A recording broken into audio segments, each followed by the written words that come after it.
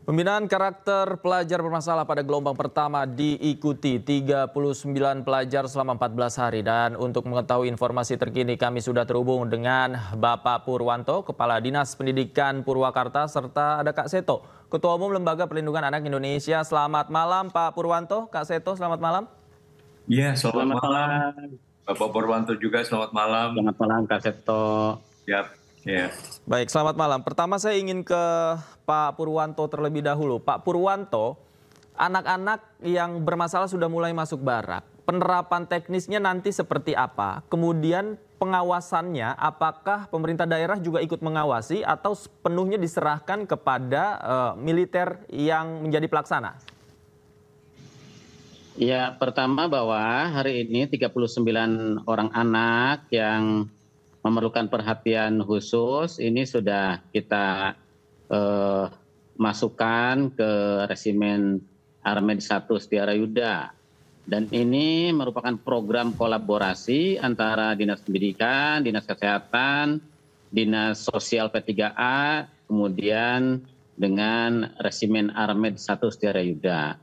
Jadi dalam penanganannya kegiatan ini dilakukan bersama, kita juga standby di situ, dari Dinas Kesehatan, dari Dinas Sosial P3A juga ada di situ. Kemudian kita dalam pelaksanaannya juga tetap anak-anak tersebut mendapatkan pelajaran dari sekolah. Kita ingin membiasakan anak-anak itu dengan pola hidup yang terbiasa dengan hal-hal positif, mulai dari bangun tidur sampai tidur lagi. Ini adalah upaya kita untuk menguatkan karakter anak-anak kita dengan karakter-karakter yang positif. Nah, ini dilakukan secara kolaboratif dengan materi-materi yang di situ banyak kita berpikir banyak bermanfaat untuk anak-anak, mulai dari pelajaran, kemudian olahraga, kemudian kerohanian, kemudian outbound, dan lain sebagainya. Baik, Pak Purwanto, dari 39 anak yang hari ini sudah mulai katakanlah dibina, jenis kenakalan apa saja yang mereka lakukan sepengetahuan Anda? Ini bervariatif, dari anak yang berangkat dari rumah berangkat tapi tidak sampai ke sekolah, ada anak yang tawuran dengan menggunakan kendaraan bermotor sampai melukai korban gitu. Kemudian ada juga yang merokok seperti itu, bervariatif jenis kasusnya. Tapi rata-rata ini anak yang tawuran sama kendaraan bermotor. Baik, datanya Anda dapatkan dari mana? Apakah dari sekolah masing-masing mereka atau memang Dinas Pendidikan memiliki data sendiri? Ini data didapat dari sekolah-sekolah. Jadi sekolah itu mempunyai data yang selama ini sudah mereka tangani bersama orang tua, tapi masih belum menunjukkan perbaikan. Gitu. Oke, baik. Saya ke Kak Seto. Kak Seto, tanggapan Anda melihat program ini yang tadi dikatakan program kolaborasi seperti apa? Iya, kami dari LPAI, Lembaga Perlindungan Anak Indonesia, memberikan apresiasi terhadap langkah yang sudah dilakukan oleh pemerintah Provinsi Jawa Barat, oleh Pak Deddy Mulyadi. Dan dalam hal ini yang paling penting adalah tadi juga saya dengar dari Bapak Purwanto juga melibatkan adanya Dinas Pendidikan, kemudian Dinas Sosial, kemudian Dinas Kesehatan. Dan kemudian juga ada pemeriksaan kesehatan termasuk kesehatan mentalnya, kesehatan psikologisnya. Jadi diarahkan kemana dan sebagainya.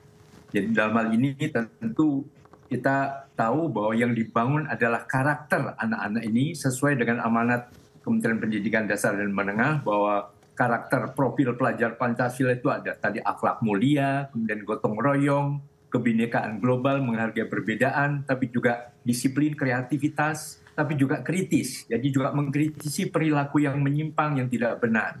Jadi arahnya adalah mengarahkan dinamika yang meledak-ledak dari para remaja tadi ke arah hal yang positif.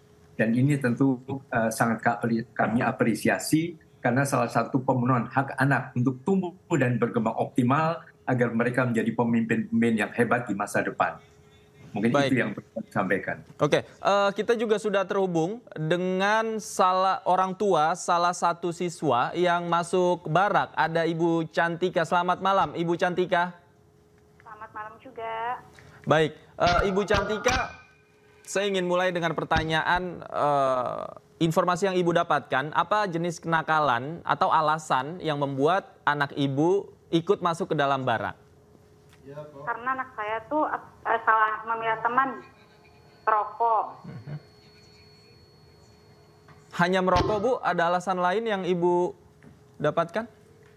Tidak ada, anak saya cuma merokok saja, Pak. Oke, pendapat Ibu terhadap program ini seperti apa? Sangat bagus sekali karena untuk kedisiplinan dan tanggung jawab dan kemandirian anak. Baik, anak Ibu boleh tahu kelas berapa sekarang? Kelas 7. Kelas 7. Oke. Ya. Dengan program ini apa sih? Mungkin Ibu ada pertanyaan, kemudian Ibu ada keinginan bagaimana anak Ibu akan belajar di barak TNI, apa yang ingin Ibu sampaikan? Ya, maaf, enggak kedengeran. Baik. Harapan Ibu terhadap program ini kepada anak Ibu seperti apa? Harapan saya semoga anak saya bisa mandiri, bertanggung jawab, dan lebih bijak memilih teman, dan supaya bisa tidak memilih orang-orang yang salah pertemanannya. Oke, tidak memiliki pergaulan yang salah ya. Baik, Ibu Cantika, Pak Purwanto dan Kak Seto, kita bahas selengkapnya, kita lanjutkan diskusi kita di segmen selanjutnya. Jangan kemana-mana Bapak Ibu, pemirsa, kami masih akan kembali dengan diskusi kami usai jeda berikut, tetaplah di iNewsroom. Kembali di iNewsroom, pemirsa, saya masih bersama dengan Kepala Dinas Pendidikan Purwakarta, Pak Purwanto, Kak Seto, dan Ibu Cantika. Saya ke Pak Purwanto terlebih dahulu. Pak Purwanto, mendidik seorang anak ini kan berbeda dengan mendidik prajurit. Nah, sementara tempat pendidikannya ini ada di dalam barak TNI. Apakah kurikulumnya berbeda? Kemudian bagaimana kemudian teknis pengajarannya dan juga mata pelajaran yang memang ditinggalkan di sekolah? Ya, pertama bahwa tentu anak-anak itu sangat berbeda dengan militer, termasuk dengan calon militer.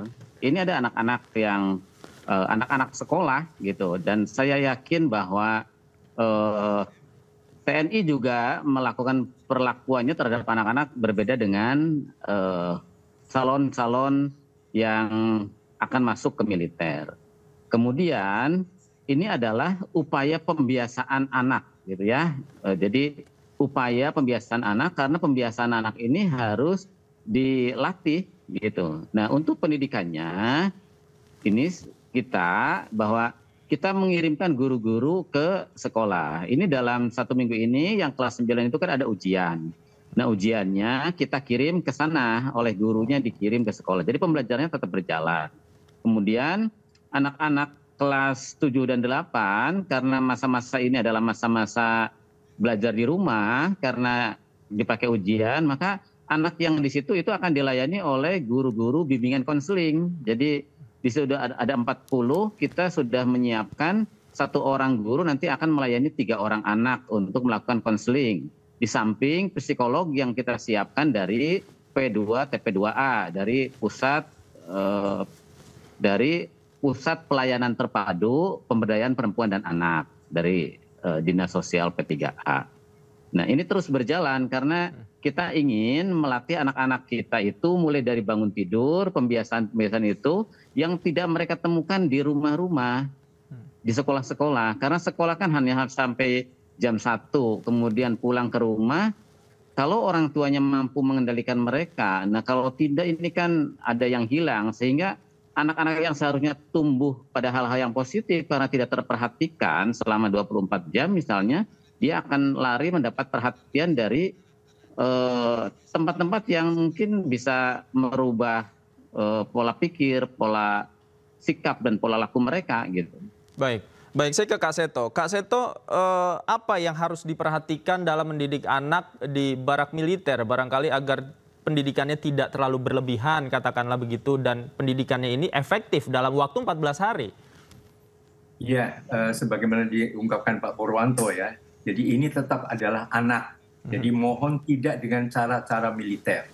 Artinya prinsipnya kedisiplinannya boleh itu diambil, jadi tetap harus ramah anak atau layak anak istilahnya. Ini yang selalu dikampanyekan juga oleh Kementerian Pemberdayaan Perempuan dan Perlindungan Anak, bahwa apakah itu di sekolah, apa di masyarakat, di kota, makanya ada kabupaten kota layak anak dan sebagainya, maka pendidikan juga harus layak anak. Jadi demi kepentingan terbaik bagi anak, makanya sangat apresiasi bahwa ini juga ada pendampingan guru BK, ada psikolog dan sebagainya, supaya masalah kejiwaan anak juga tetap terpantau. Ini adalah hak tumbuh dan berkembang bagi anak-anak. Jadi bahkan kami kalau diizinkan, mungkin melalui Bapak Purwanto, kami dari LPAI juga ingin meninjau keadaan itu di sana, sehingga betul-betul semua optimal sesuai dengan tadi adalah demi membangun karakter profil pelajar Pancasila tadi. Jadi unsur akhlak mulia, unsur gotong royong, unsur kebinekaan, unsur juga kemandirian, kreativitas, tapi juga kritis. Jadi berani mengkritisi apa yang menyimpang dari perilaku anak-anak tadi, apakah merokok, apakah tawuran, apakah geng motor, dan sebagainya. Jadi semua demi kepentingan terbaik untuk anak. Oke, kalau dalam waktu 14 hari, Kak Seto, menurut Anda akan efektif mengubah karakter anak? Ya, tentu tergantung dari semua program yang dilakukan tadi ya. Jadi pada prinsipnya memang kalau memang bisa itu juga jangka panjang. Nah ini mohon yang juga dilanjutkan di sekolah. Apa yang sudah diterima dari pendidikan disiplin dari tadi unsur TNI dan Polri itu yang diambil positifnya untuk anak. Bahkan sekali lagi tadi kalau kami diizinkan kami juga akan memantau apakah pada saat sekarang sudah di barak atau setelah nanti ada di lapangan, mungkin melalui Bapak Purwanto kami akan meninjau juga ke tempat-tempat yang mengamati anak-anak hasil dari pendidikan secara disiplin yang dikenalkan pada unsur militer tadi. Tapi diambil positifnya dan tetap layak anak atau ramah anak. Baik. Oke, saya ke Bu Cantika. Bu Cantika nggak khawatir meninggalkan anaknya di barak TNI, Bu?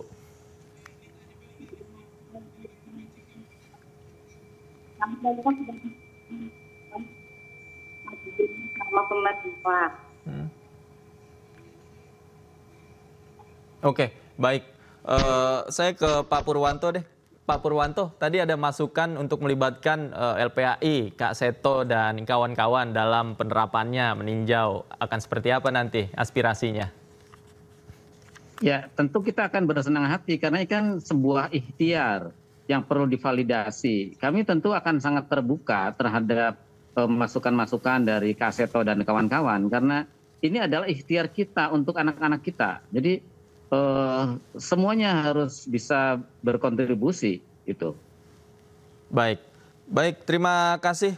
Kita nantikan prosesnya seperti apa. Semoga bisa efektif ya mengubah karakter anak-anak jadi lebih baik seperti harapan orang tua dan sekolah. Terima kasih Pak Purwanto, Kak Seto juga terima kasih banyak Ibu Cantika. Terima kasih sudah bergabung bersama kami. Selamat malam Bapak Ibu, sehat selalu. Selamat malam, terima kasih Kak Seto, Bu Cantika. Pemirsa, otoritas Israel kewalahan kendalikan kebakaran hutan terbesar yang melanda perbukitan Yerusalem. Kami segera kembali, tetaplah di Newsroom.